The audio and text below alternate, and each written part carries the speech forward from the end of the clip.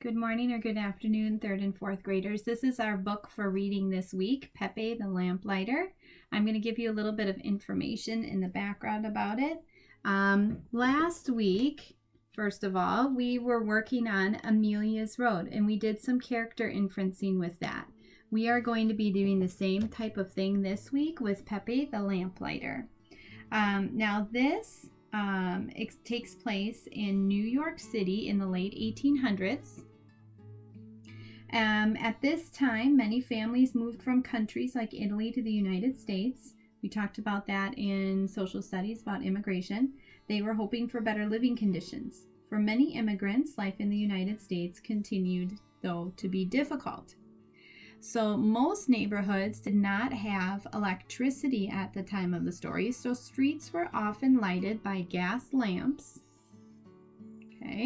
that were lit each night by lamplighters. They would go out, they would light them. You can see he's got a little stick to reach up there to get them turned on for the evening. So it wasn't just a matter of a switch. People had to go around and individually do that. Okay, so I'm going to go ahead and read.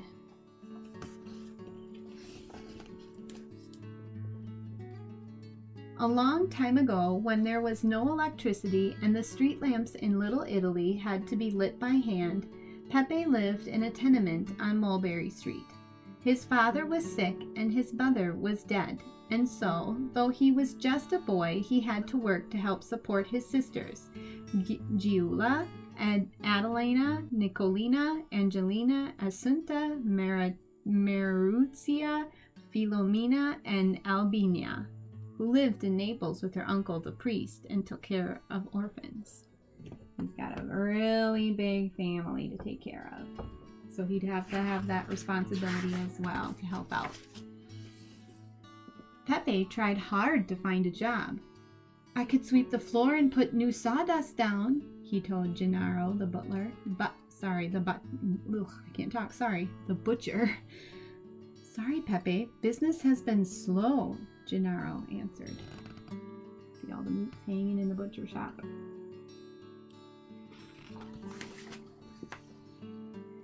I could wash the glasses, he told Don Salvatore, the bartender. Maybe when you're older, Peppe, said Don Salvatore.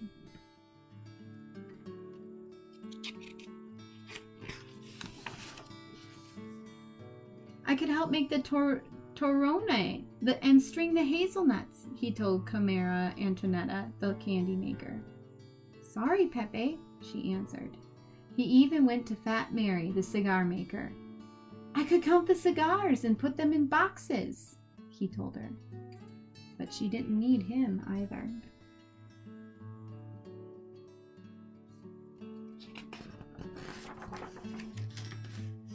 Then one day he met Damancio, the lamplighter, on the street. I heard from Don Salvatore that you're looking for a job, the lamplighter said. I'm going back to Italy to get my wife. Will you light the lamps while I am gone and save my job for me? Oh, yes, Damancio. Thank you, Peppe answered.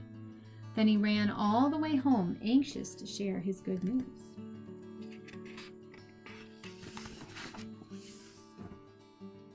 Papa, Nicolina, Maurizia, I have a job, he shouted.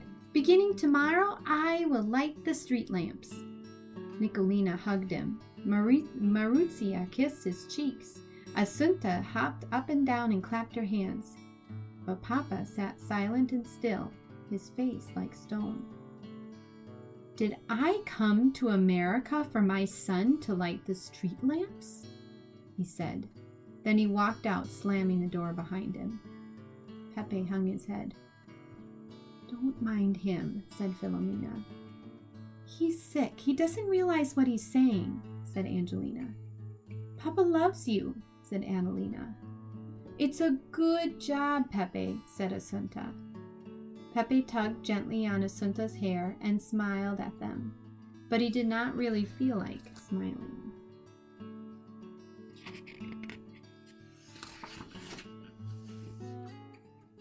Each evening at twilight, Peppe took the long stick of the lamplighter and passed through the streets.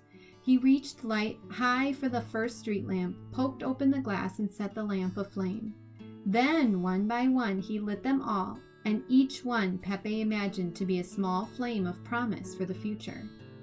What a joyful feeling it was to light the street lamps. It was almost like lighting candles in the church for special favors from the saints. This one for Guilia, may she have the chance to marry well. This for Adelina, may she have the dress she likes. This for work for Nicolina in the biscuit company. Piecework for Angelina for many gloves to sew. You can see him down there lighting the lamp.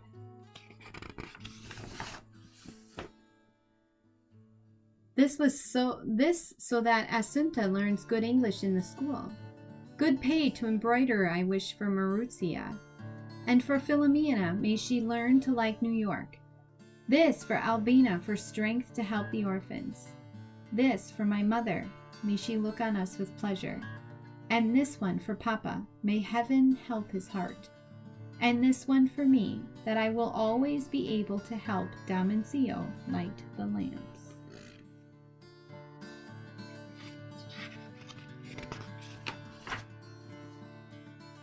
Once, when Papa got home, Papa was watching from the window. "You'll belong to the streets," he shouted. Peppe sat on the stoop way past his bedtime, then cried himself to sleep when no one would hear. In the morning, his shoulders drooped just a little. "Hey, Peppe, don't look so sad," Fat Mary teased, and Peppe tried not to. But Papa stayed angry. "You'll never amount to anything," he grumbled. Gilia took Pepe's hand in hers. "Don't worry about it," she told him. "Peppe, look up when you walk," Nicolina reminded him as he left for work. I wonder why Papa is so angry.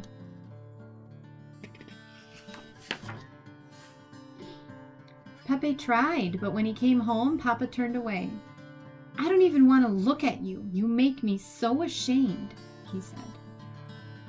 "You never play with me anymore, Peppe," said Assunta. Peppe just lowered his eyes and didn't answer, and from then on he rushed through the lighting of the lamps, sometimes forgetting which was which. "It's a stupid job," he said to himself, and he began to imagine that the people of the neighborhood laughed behind his back.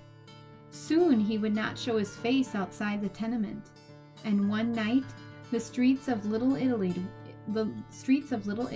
were dark. "Where is Peppe the Lamplighter?" said the people to one another. Peppe sat in the kitchen, his head in his arms, and on that night Assunta did not come home. Uh-oh. Wonder why he's upset. Guila kept glancing out the window. Adelina let the macaroni cook too long. Papa walked back and forth, back and forth. He didn't eat much dinner and pushed away his coffee without taking one sip. Oh, this is in Italian. I'm going to mess this up. "Dove mia bambina," they heard him mutter. No matter how big she got, Assunta would always be his baby. Finally he spoke. "Peppe," he pleaded, "don't be stubborn. Light the lamps." Peppe couldn't believe what he was hearing. "But I can't light the lamps, Papa," he said. "I don't want to belong to the streets. I don't want to grow up to be a beggar. You brought us to America to do better things. I have to study, to be a doctor maybe." "The streets are dark, Peppe," said Papa. "Assunta is frightened. Tonight the job of lamplighter is an important job. Please, Peppe, light the lamps. You will make me proud." Is he changing his mind? Peppe could not refuse his father. Quietly he put on his coat and collected his things. Outside he reached high for the first street lamp and set it aflame. Then one by one he lit them all. Each time he whispered, "May Assunta be safe tonight." And she's going to come back.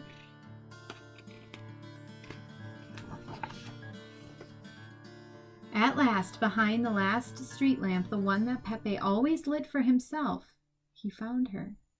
She huddled against it, unable to move for fear of the dark. He picked her up. "Why didn't you light the lamps for us tonight, Peppe?" she asked. "I'm sorry, Assunta," he answered.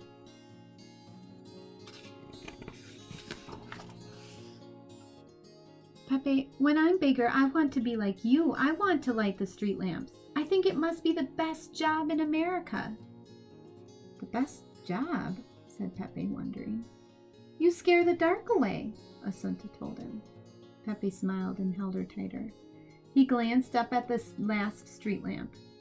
"You can light this lamp tonight, Assunta." He helped her hold the stick. On the way home, Assunta fell asleep in Pepe's arms. As Peppe walked, he held his head up and his eyes were bright again.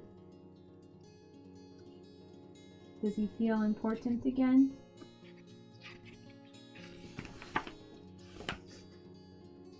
Peppe walked into the tenement and climbed the stairs to their apartment.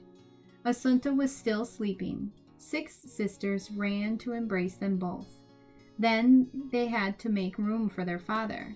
For the first time in a long time, he put his hand on Pepe's shoulders. "It's a good job, Peppe," he said. "Light the lamps. You make me proud."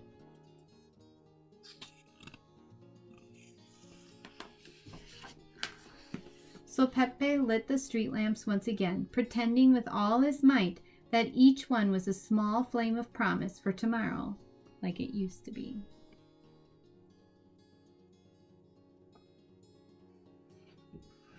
Okay, that is Peppe the Lamplighter. You are going to have questions for this book throughout the week, and your very last assignment that you'll be seeing on the last day of this week is going to be a journal entry.